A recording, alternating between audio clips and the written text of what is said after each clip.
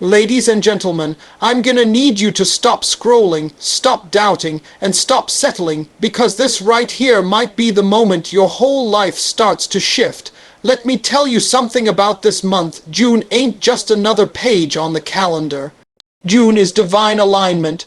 June is that month where, if you dare to believe, something's gonna shake loose in your favor. But it won't happen if you sit back quiet. Nah, you gotta pray like it's already done. Breakthroughs don't come to the idle, they come to the expectant. See, you can't just sit back, fold your arms, and wish for something to happen. Life doesn't reward wishful thinkers. It rewards those who prepare in the silence, believe in the delay, and act like the answer is already in motion. Expectation is faith in motion. It's the mindset that says, I don't have it yet, but I know it's coming. It's waking up every day not hoping something might change, but knowing that you're walking toward it. There's a difference between being passive and being positioned. A lot of people pray, but they don't expect. They talk to God, but they don't act like He's listening. Let me tell you, if you're not living like the blessing is around the corner, you might just miss it when it shows up. Think about a farmer. He doesn't plant seeds and walk away with no expectation. No, he waters it, he checks the soil, he prepares the barn. Why? Because he expects a harvest. If you truly believe in a breakthrough, then your actions, your attitude, your energy, all of it should match your faith. You can't ask for more and stay comfortable doing less. You can't keep saying you're waiting on God when God's been waiting on you to get serious. Idle hands don't build anything. Idle minds don't dream big. Idle hearts don't carry faith. But when you expect something greater, you walk differently. You talk differently. You pray like you mean it. You show up ready even if the door hasn't opened yet.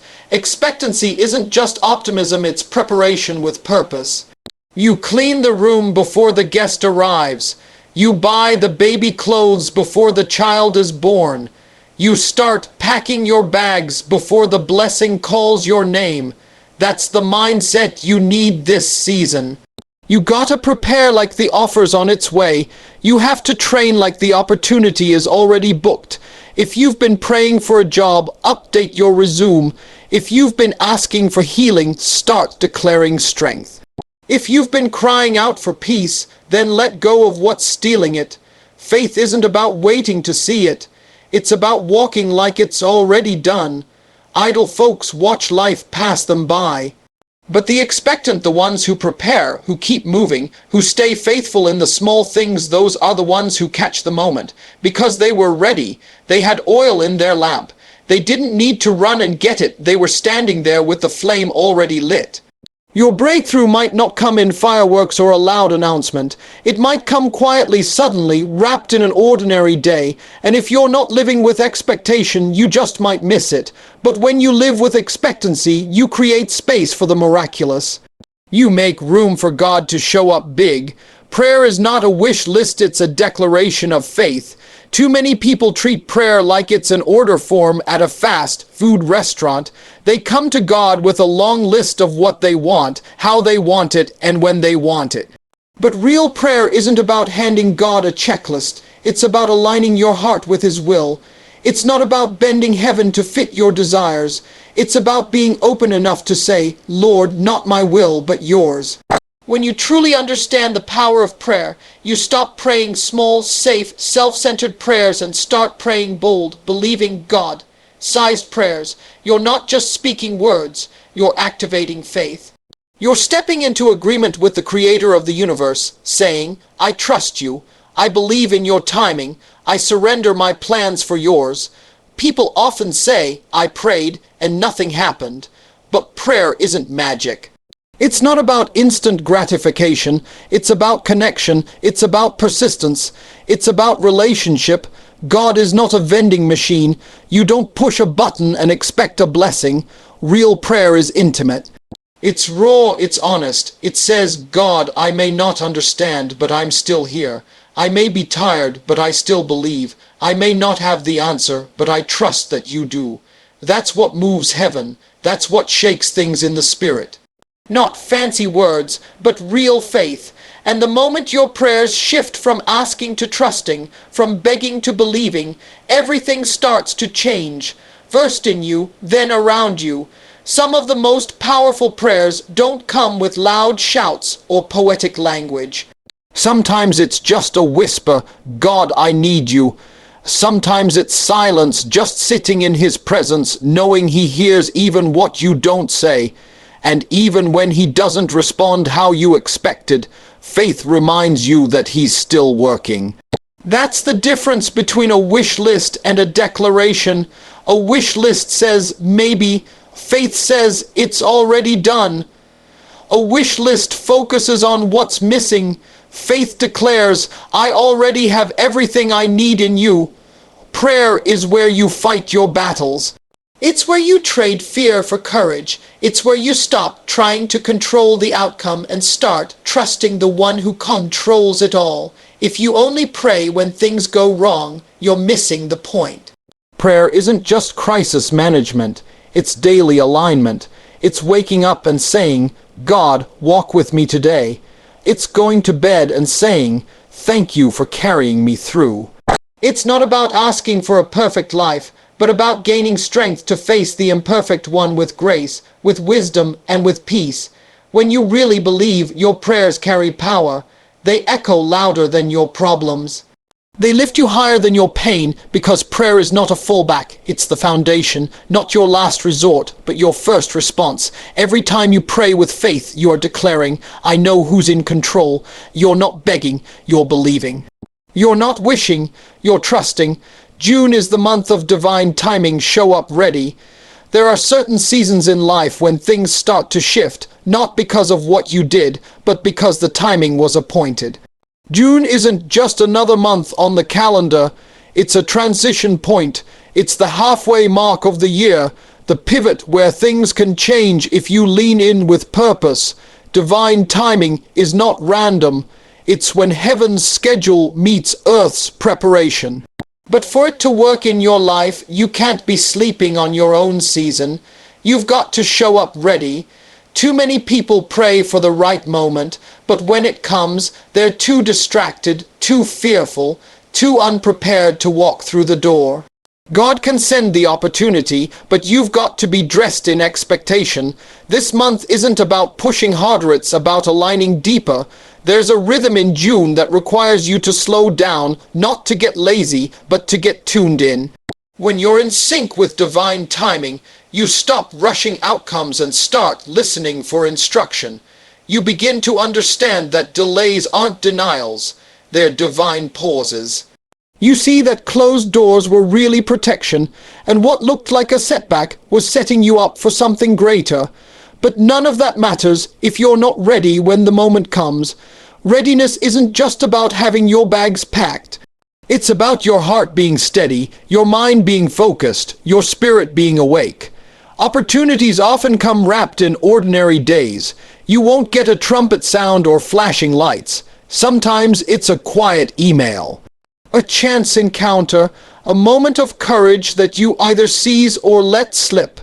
Divine timing shows up when your preparation meets God's orchestration. It's not about luck. It's not about coincidence. It's about being faithful in the background so you can be fruitful when the spotlight hits. If you've been working, waiting, praying, and wondering when your time will come, listen closely. This is not the time to back down. This is the time to lean in. This is the month where unseen seeds begin to sprout, where hidden work starts to bear visible fruit, where the prayers you whispered in frustration begin to echo with answers. But you've got to be in position. That means no more procrastination, no more second guessing. If you've been planning something, launch it. If you've been building something, share it. If you've been healing, step out with your new strength, because the doors are going to open this month and you need to be standing in front of the right one. Divine timing doesn't mean you get to skip preparation. It means your preparation will finally meet its purpose. June has the kind of energy that can change the rest of your year, but it will only do that for those who are alert, aligned, and available. The ones who have been quietly faithful, the ones who didn't give up when it looked like nothing was moving. This is not just another month. This is movement. And the question isn't if something is going to happen. The question is, will you be ready when it does? Your setback was a setup for a greater comeback. Life has a way of knocking you down just when you think you're gaining momentum. You lose the job, the relationship ends. The deal falls through, the dream looks further away than ever, and in those moments it feels like failure. It feels like everything is falling apart. But what if it's actually falling into place? What if that closed door wasn't punishment, but positioning? What if God wasn't trying to hurt you, but prepare you? The setback wasn't meant to break you. It was designed to build something in you that comfort and convenience never could. You don't grow on the mountaintop. You grow in the valley, and every valley has a purpose. Setbacks teach you who you really are. When the applause fades and the spotlight dims, when no one is calling your name, that's when you discover your grit, your resilience, your faith. That's when you learn how to pray for real. That's when your character gets refined. See, everybody wants the comeback story, but nobody wants the silence, the waiting, the tears behind closed doors. But it's in those hidden places where God does his deepest work. You thought the delay was a detour, but it was actually divine design. You thought the end of that chapter meant the end of the book, but God was just flipping the page. The greater the setback, the greater the comeback. And the reason some of your plans didn't work out is because what's coming is so much bigger than what you settled for.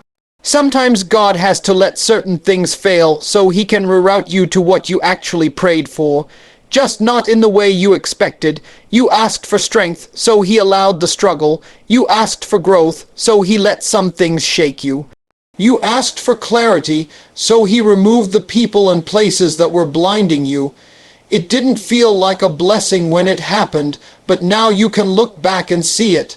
That rejection, that disappointment, that heartbreak, it was all part of the setup. The comeback doesn't just restore what you lost. It elevates you to a place you never would have reached without the fall. The wisdom you carry now, the toughness in your spirit, the depth of your faith, that didn't come from everything going right. That came from walking through fire and still coming out standing. That came from learning how to praise when there was nothing to celebrate. That came from learning how to trust when the evidence was against you. You didn't survive that season just to sit in shame. You survived it to rise with power, to speak with authority, to walk with a new kind of confidence. What looked like the end was really just the beginning of a comeback that's going to blow people's minds, including your own. The very thing that tried to break you is the thing that's going to launch you into your purpose. The setup is already done. Now the comeback is on its way. Speak to God like he's already working on it, because he is. Too often, we pray from a place of panic instead of a place of peace. We come to God pleading, begging, worrying aloud like he hasn't already seen the problem and started moving. But real faith doesn't speak as if God is far away and might help. Real faith speaks like help is already on the way, like heaven heard the first cry and has been orchestrating the answer ever since. When you pray from that place, when you speak to God like he's already in motion, you shift your atmosphere. You speak with authority, you speak with calm, because even if you don't see it, you believe it's happening behind the scenes. God doesn't need reminders. He doesn't forget your needs. You don't have to scream to get his attention. He's never stopped watching. But what he wants to hear is your trust. Your tone matters, not because it changes God, but because it reveals how much you believe he's in control. When you come to him speaking like the victory is already written, you begin to walk different. You think clearer, you respond with wisdom instead of panic. That's not because your situation suddenly changed, it's because your perspective did, and that's the power of speaking to God from a place of trust. You stop telling him how big your problem is, and you start telling your problem how big your God is. Faith doesn't ignore reality. It just refuses to bow to it. You can acknowledge the pain, the uncertainty, the delay, and still say, but I know God is already working on this. That kind of declaration pushes back darkness. It keeps you from spiraling into hopelessness. It lets the enemy know you haven't given up, because it's one thing to believe God can work. It's another thing to believe He already is. Right now, while you're sleeping, while you're wondering, while you're figuring it out, God is already solving it. He's aligning people, opportunities, and solutions that you haven't even thought of yet. Speak like it's done, thank Him like it's delivered, praise Him like the answer just showed up, not because you're pretending, but because you're standing in faith. Your words are powerful, they set the tone for your life. If all you speak is fear and frustration, you'll stay stuck in that mindset. But when you speak with expectation, with gratitude, with confidence, you elevate your spirit even in the waiting. You begin to act like someone who knows their Father hears them. And not just hears, but responds. There's power in saying, God, I don't see the full picture, but I know you do. I don't have the answer, but I trust you've already sent it. I don't know when it's going to show up, but I know it's on the way. That's not weakness. That's strength, that's surrender backed by faith. Speak to God like He's already in the details, because He never stopped being in them. He's not late. He's not guessing. He's not overwhelmed. He's already moving on your behalf, and your words should match that truth. Faith without bold prayer is just positive thinking. You can speak all the affirmations, read all the self-help books, and post all the quotes you want. But if you're not going to God with boldness, you're missing the power behind it all. Positive thinking might get you through a rough morning, but bold prayer gets you through a storm. It shifts things in the unseen. It moves mountains. It invites heaven into the situation. Faith is not passive. It's not quiet. It's not hoping things just magically fall into place. Real faith walks into the throne room of God and says, I know who you are, and I know what you can do. It prays like the impossible is possible. It believes when there's no evidence. It speaks with authority, not fear. There's a difference between saying, I hope it works out, and praying, God, I trust you're going to make a way. Bold prayer doesn't tiptoe around pain. It steps into it and calls God's power into the middle of it. Too many people live with quiet faith, hoping that life doesn't get worse.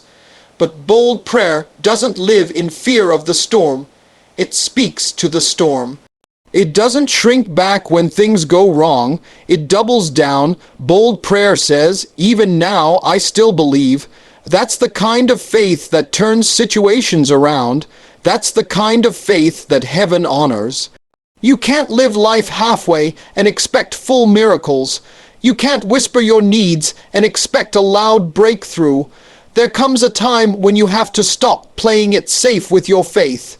You have to stop praying little prayers because you're afraid of disappointment.